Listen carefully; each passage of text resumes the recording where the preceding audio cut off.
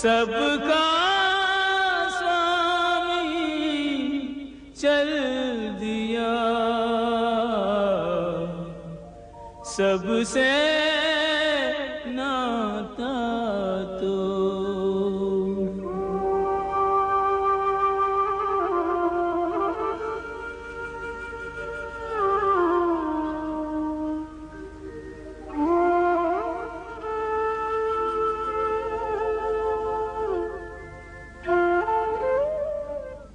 हे सूर्य कुल के गौरव, जीवन भर तुम वशिष्ठ को अर्घ्य अर्पित करके चरण वंदना करते रहे, परंतु आज वशिष्ठ तुम्हारे चरणों में श्रद्धांजलि के पुष्प समर्पित करने आया है। तुमने इस जन्म में अपने संपूर्ण धर्मों का उत्तम रूप से पालन किया, अपनी प्रजा से एक पिता के भांति स्नेह करते हुए जन कल्याण के कार्य करके राजा का कर्तव्य पूरा किया। देवासुर संग्राम में दानव शक्तियों पर विजय पाकर यह सिद्ध कर दिया कि अपने बल और पराक्रम से मानव देवताओं से भी ऊंचा स्थान पा सकता है। आज तुम्हारे पूर्वज बड़े गर्व से देख रहे हैं कि तुमने अपने उज्जवल सूर्यवंश की कीर्ति को बढ़ाकर अपने पूर्वजों का ऋण चुका दिया। इतिहास में तुम्हारा नाम भी रघु, इक्ष्वाकु और भगीरथ के समान ही बड़े आदर से लिया जाएगा। माता की ममता संसार में सदा विख्यात थी, परंतु पुत्र वियोग में अपने प्राण देकर तुमने पिता के प्रेम का इस जगत में एक ऐसा उदाहरण स्थापित किया जिसकी अमर गाथा तीनों लोगों में युगों युगों तक बखान की जाएगी। हे महात्मा, मेरा प्रणाम स्वीकार करो।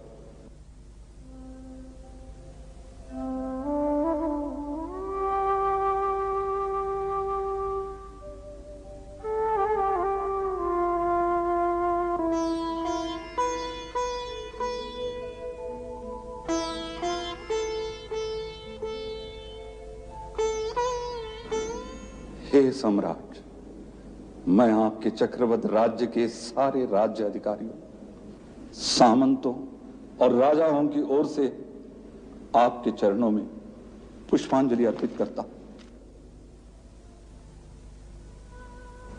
आपकी आज्ञा के पालन में जब जब मुझसे कोई त्रुटि हुई तो आपने उदारता से उसे क्षमा कर दिया, परंतु आपकी अंतिम आज्ञा का जो मैं पालन न कर सका, उस अपराध के लिए आप न मुझे दंड दे गए न क्षमा कर गए। हे बाल सखा, हो सके तो मुझे क्षमा कर देना।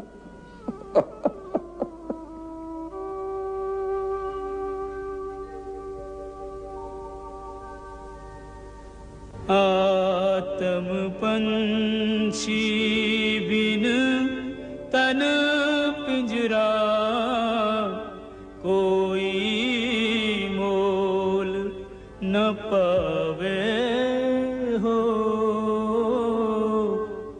जिया बिन देह, ज्योति बिन दिवरा, माटी ही कहलावे हो।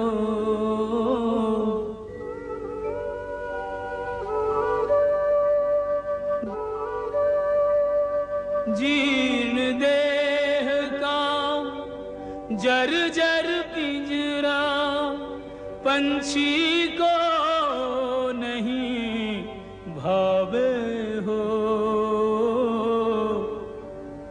जिस पिंजरे को छोड़े उसमें लौट बहुरी नहीं आवे हो।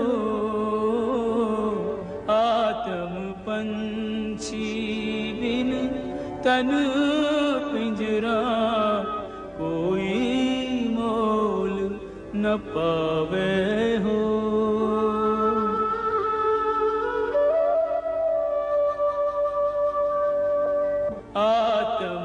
पंछी बिन तन पिंजरा, कोई मोल न पावे हो।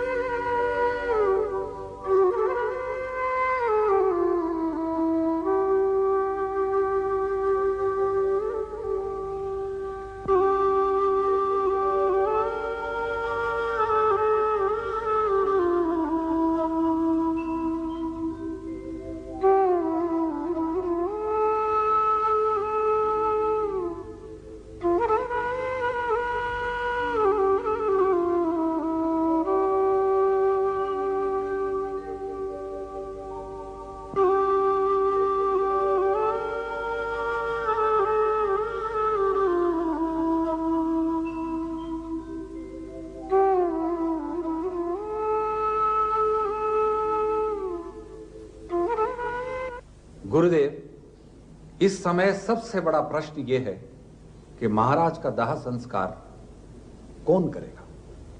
शास्त्रोक्त विधान के अनुसार पुत्र को ही पिता के अंतिम संस्कार करने का अधिकार है।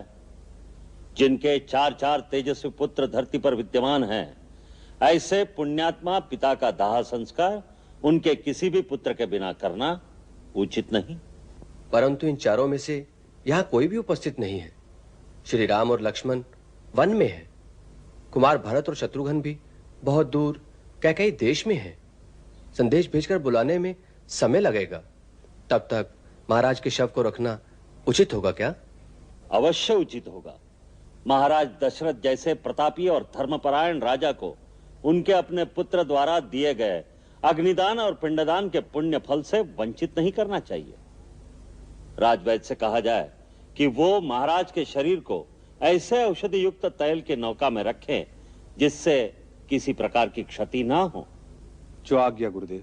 बुझे हुए दीपक में देखो, तेल और औषधि डाल रहे हैं। जाने वाला चला गया है, माटी लोग संभाल रहे हैं। जाने वाला चला गया है, माटी लोग संभाल रहे हैं। चक्रवर्ती कहकर सारा जग जिसको नमन करे आदर से, चार दिशा में जिसका गौरव सुर नर मुनि गाते एक स्वर से। पुत्र रत्न है चार मगर चारों के चारों दूर हैं घर से। सब कुछ होते एक राजा अपने अंतिम संस्कार को तरसे, अपने अंतिम संस्कार को तरसे। पिताजी,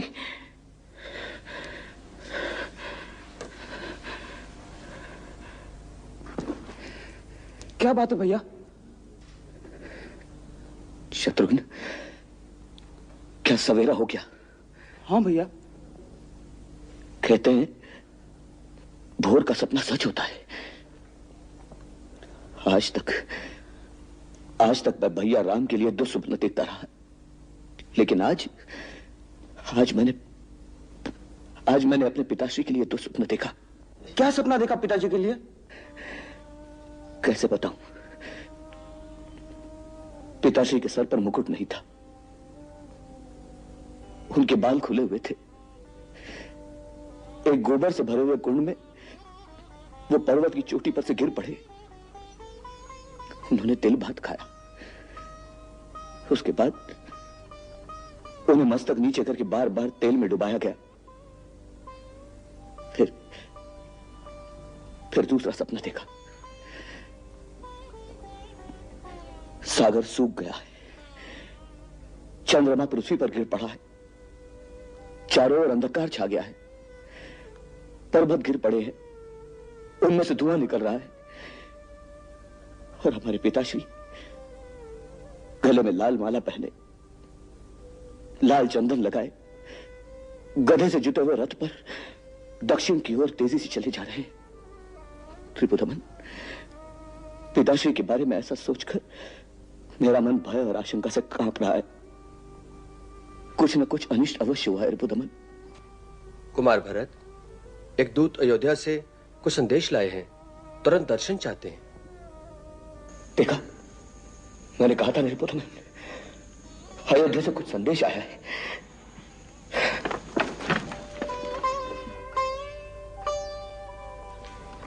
श्रीधर, श्रीधर बोलो, क्या बात है?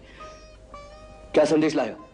आपको तुरंत अयोध्या में बुलाया गया है। सब कुशल तो है ना? पिताश्री, माताएं, भैया राम, लक्ष्मण, किसने बुलाया अचानक? गुरुदेव वशिष्ठ जी का आदेश है, आप शीघ्र ही अयोध्या को चलें। हाँ, चलेंगे। शत्रुघ्न, चलो, नाना जी से आज्ञा लेते हैं।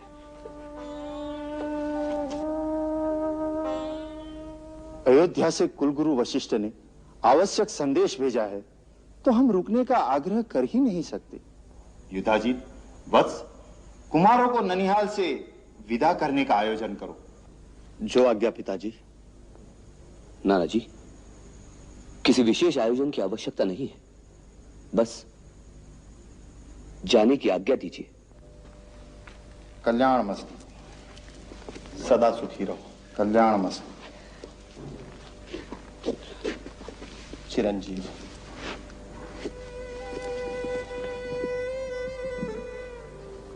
अरे राजकुमार भरत आ रहा है। अरे छोड़ो, ऐसे पापी का तो मूवी देखना नहीं चाहिए।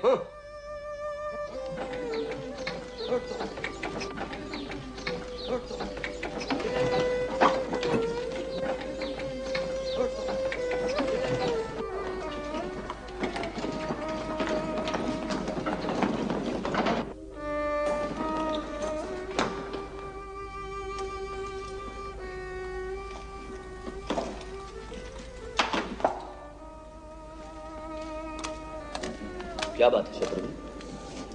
नगर में सारे लोगों ने हमें देखकर मुंह फेर लिया, और यहां महल में भी चारों ओर उदासी छाई है। आशंका तो मेरे मन में भी है भैया। आओ देखें।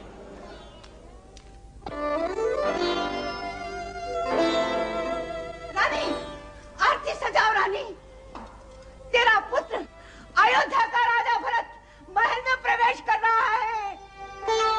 नियमानुसार वो पहले अपने पिता से मिलने जाएंगे और वहां जाकर दुखी हो जाएंगे, इसलिए मैं रास्ते से ही उनको यहाँ ले आती हूँ। रानी, आरती तैयार करो, आरती तैयार करो, आरती।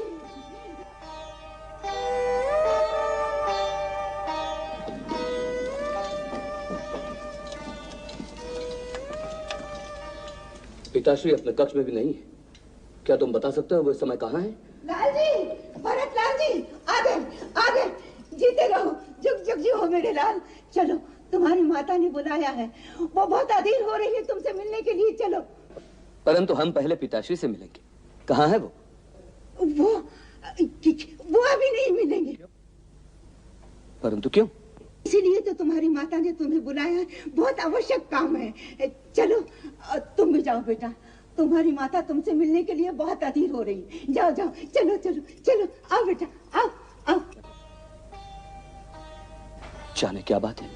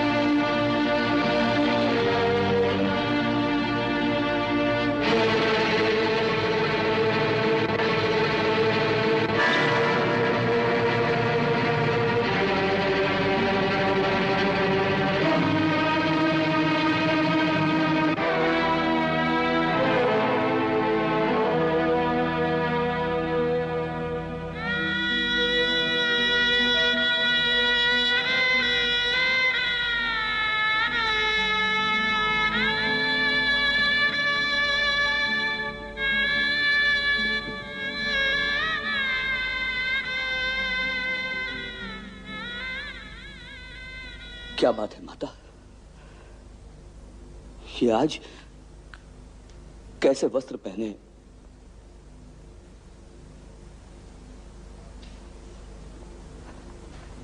आपके आभूषण कहां हैं? आपकी मांग में सिंदूर नहीं है। क्या हुआ मातेश्वरी? महाराज आपके कक्ष में भी नहीं है। ये पूरा राजमहल इतना सूना क्यों हो गया है? कहां है महाराज? कहां है मेरे पिताश्री? बताओ माता, कहां है पिताश्री? पुत्र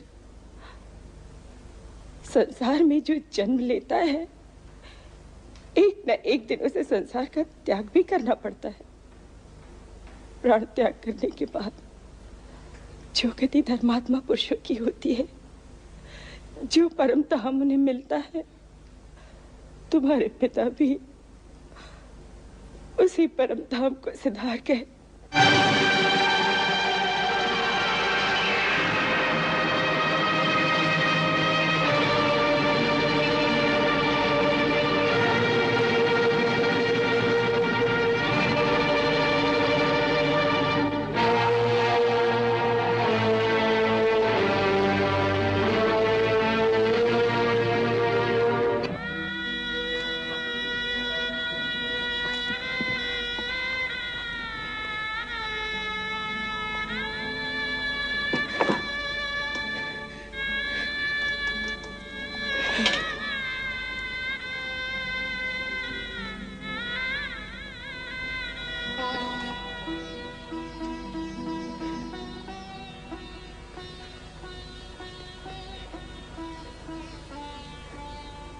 रास्ते भर मेरा हृदय भय से कांप रहा था। वो मेरे सारे अपशकुन, सारे दुस्वप्न सच हो ही गए, अनहोनी हो ही गई, अनहोनी हो ही गई माता।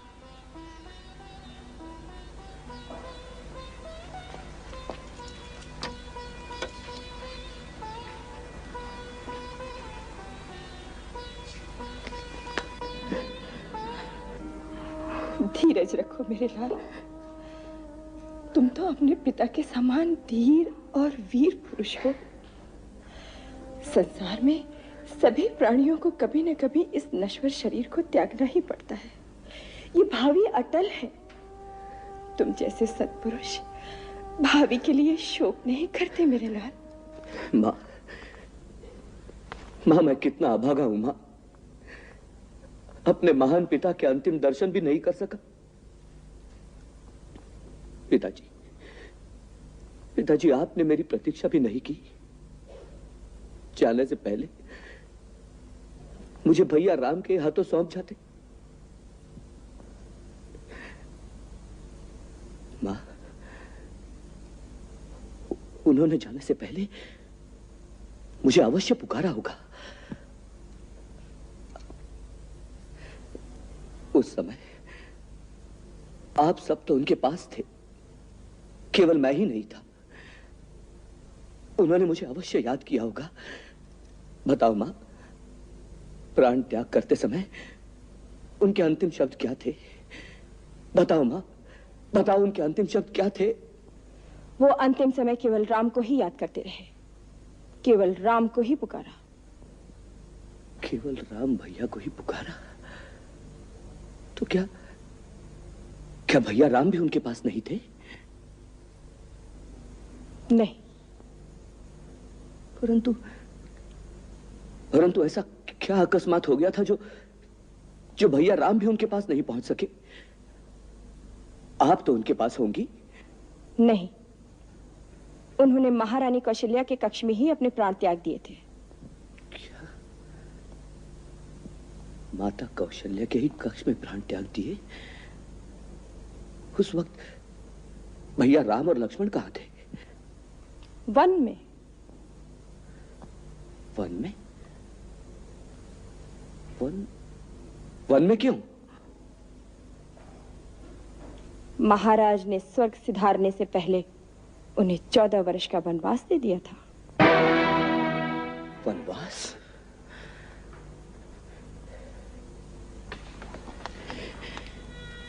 भैया राम को वनवास?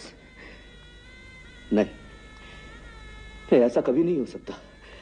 यह दंड तो भयंकर अपराधियों को दिया जाता है। मेरे राम भैया तो सत्य, धर्म और मर्यादा की मूर्ति है।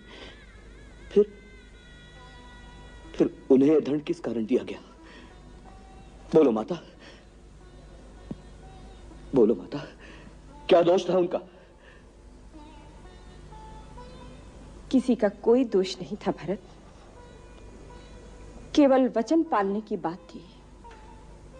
और तुम्हारे पिता ने एक सत्यनिष्ठ धर्मपरायण की तरह अपने वचन को पालन करने के लिए अपने प्राण न्यौछावर कर दिए। वचन?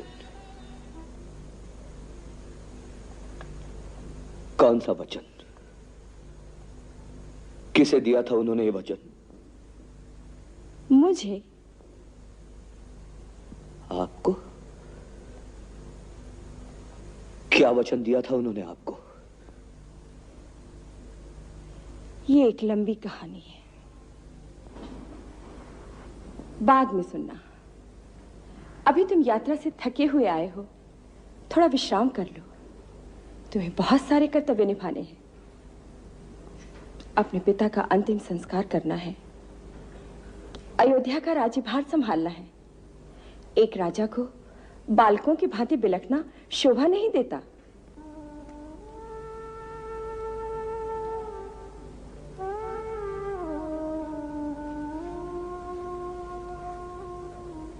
ये आंसू बहाने का समय नहीं है।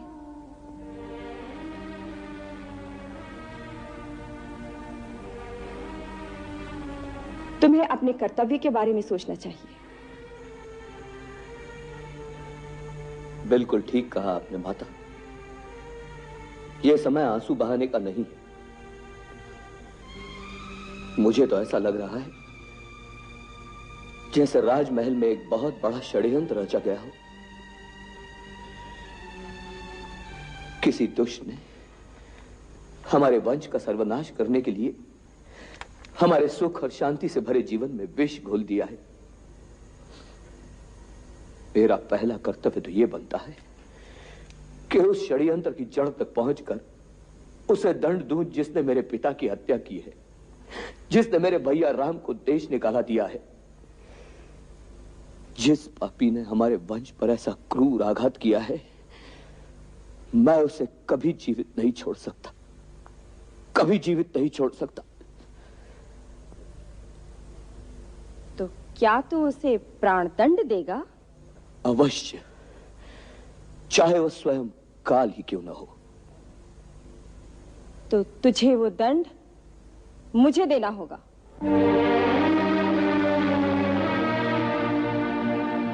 आपको? हाँ, मुझे। मैंने ही महाराज से 2 वचन मांगे थे। महाराज ने मुझे 2 वर दिए थे। कहा था जब जी चाहे मांग लेना। इधर तेरे जाने के पश्चात कौशल्या के कहने से महाराज ने राम के राज्याभिषेक के लिए निश्चय कर लिया। महारानी कौशल्या ने सोचा, कैकेयी का पुत्र भरत तो यहां है नहीं, अवसर का लाभ उठाकर अपने पुत्र को राजा क्यों न बना दे। किंतु मैंने ऐसा नहीं होने दिया। मेरे होते हुए तुझे इस राज्य से कोई भी वंचित नहीं कर सकता था। मैंने महाराज से अपने दोनों वर मांग लिए, तेरे लिए अयोध्या का राज्य और राम के लिए 14 वर्ष का वनवास।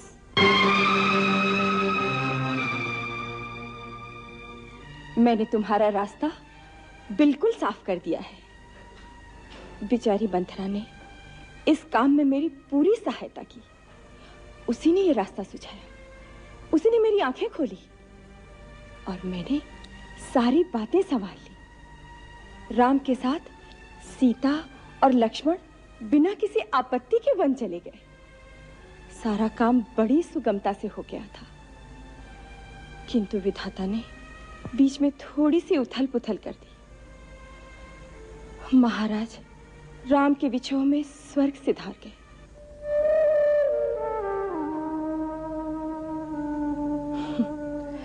मैं जानती हूं पिता के स्वर्गवास से तुम्हें महान दुख हो रहा है। वो तो हम सबको है। महाराज तो अब लौट कर आएंगे नहीं, किंतु तुम्हें उनके वचन का पालन अवश्य करना है। उनके वचनानुसार तुम इस विशाल साम्राज्य के एक छत्र सम्राट हो। ये निष्कंटक राज तुम्हारा है।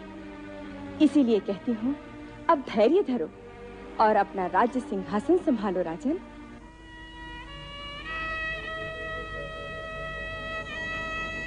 भरत, किसी साधारण मनुष्य का इस परिस्थिति में शोकाकुल होना तो स्वाभाविक है, किंतु तुम तो साधारण नहीं हो। तुम तो सत्य प्रज्ञ हो, सदाचारी हो। तुम्हारी बुद्धि वेदों का अनुसरण करने वाली है। इस समय तुम्हें एक राजा का कर्तव्य निभाना है।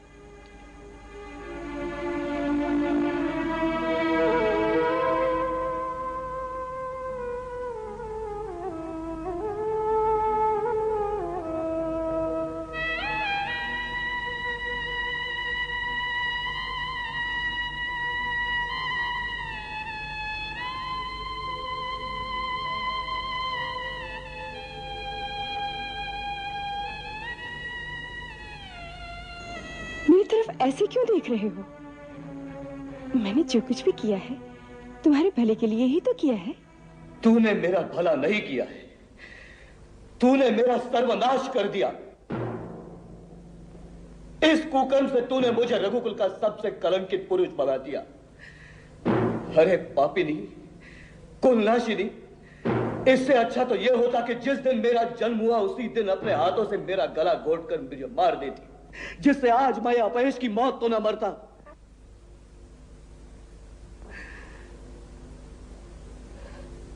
मेरे भाग्य की विडंबना को देखो।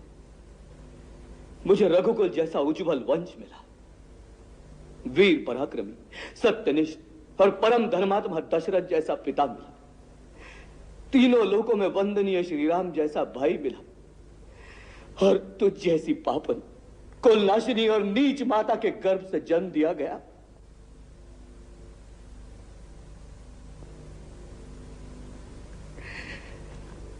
हे विधाता, इससे बड़ा परिहास तो किसी और के साथ क्या कर सकता है। अरे पापन, परम धर्मात्मा श्री राम को वन में भेजने की बात कहते हुए तुम्हारे जीवा के टुकड़े टुकड़े क्यों नहीं हो गए? तू भावना के आवेग में अपने भले की बात नहीं समझ रहा है। मूर्ख, अपने भाग्य को ठुकराना चाहता है। अरे मेरे भाग्य तो उसी दिन फूट गए जिस दिन मेरे श्रीराम भैया वन को चले गए। वो श्रीराम भैया जो तुम्हें अपनी माता से अधिक स्नेह करते थे, वो कौशल्या माता जो तुम्हें अपनी बहन से अधिक समझती थी, उनके इकलौते पुत्र को वन में भेजते हुए तुम्हारे आत्मा ने चीत्कार नहीं किया? तुम्हारा हृदय खंड खंड नहीं हो गया? ऐसा क्रूर वरदान मांगते हुए तुम्हारे मुंह में कीड़े क्यों नहीं पड़े? तुम्हारी जीवा गल क्यों नहीं गई? ये तो कैसी मूर्खता की बातें कर रहा है। तू क्यों नहीं समझता कि हर माँ को अपने पुत्र को बड़ा बनाने का लोभ होता है। लोभ? लोभ ही तो पाप की जड़ है। लोभ मनुष्य को तेरी तरह अंधा कर देता है जिसे पाप और पुण्य में कोई भेद नहीं दिखाई देता। अरे श्री राम से मनुष्य तो क्या, पशु पक्षी भी प्यार करते हैं, लेकिन तू तो उनसे भी गिरी हुई निकली जिसने उन्हें घर से निकाल दिया। तू नारी नहीं, मानवता से गिरी कोई राक्षसी है, राक्षसी। भरत, मैंने जो कुछ भी किया तेरे लिए किया है। मैं तेरी मां हूं भरत, तेरी मां हूं। नहीं नहीं, आज के बाद तू मेरी माता नहीं। मुझे जन्म जन्मांतर तक नरक में रहना स्वीकार है, लेकिन तुझे अपनी माता कहना स्वीकार नहीं। भरत, यदि मेरी आवाज इस लोक से परलोक तक पहुंचती हो तो पिताश्री आप भी सुन ले। आज आपके इस अभागे बेटे भरत ने कैकेयी का त्याग कर दिया है। ना। और पिताश्री, आप मुझे आशीर्वाद दें कि आपकी इच्छा अनुसार श्री राम को वन से लाकर अयोध्या के राज सिंहासन पर बिठा सकूं। महारानी कह गई, यदि तुम स्त्री न होती तो तुम्हारे इस दुष्कर्म के लिए मैं आज अपने इन हाथों से तुम्हारे टुकड़े टुकड़े कर देता। भरत, पाप की ऐसी जीवंत मूर्ति को जीवित रहना देना भी पाप है, परंतु ऐसा करने से कहीं मेरे राम भैया मेरा परित्याग न कर दे, इसलिए विवश हूं। लेकिन आज के बाद मैं तुम्हारा यह कलंकित मुंह कभी नहीं देखूंगा। नहीं भरत, कभी नहीं देखूंगा। मेरे बेटे, और इस कक्ष में जहां मेरा बचपन मेरे पिताजी की गोद में बीता, इस कक्ष में भी वापस कभी नहीं आऊंगा। भरत, इस कक्ष में भी वापस कभी नहीं आऊंगा। नहीं, इस कक्ष में भी वापस कभी नहीं आऊंगा। भरत, मेरे लाल।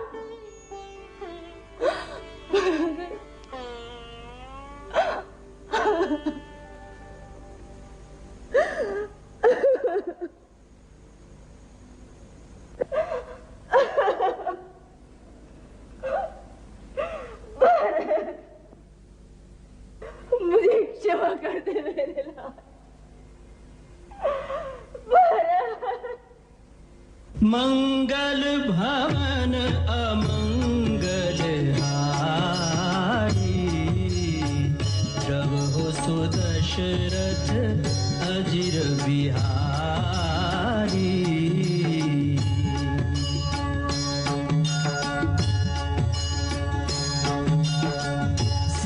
सीताराम चरित अति पावन, मधुर सरस अरु अति मन भावन।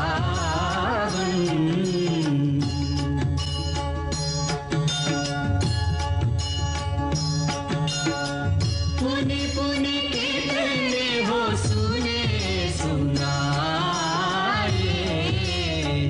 हिय की प्यास बुझत न बुझाए।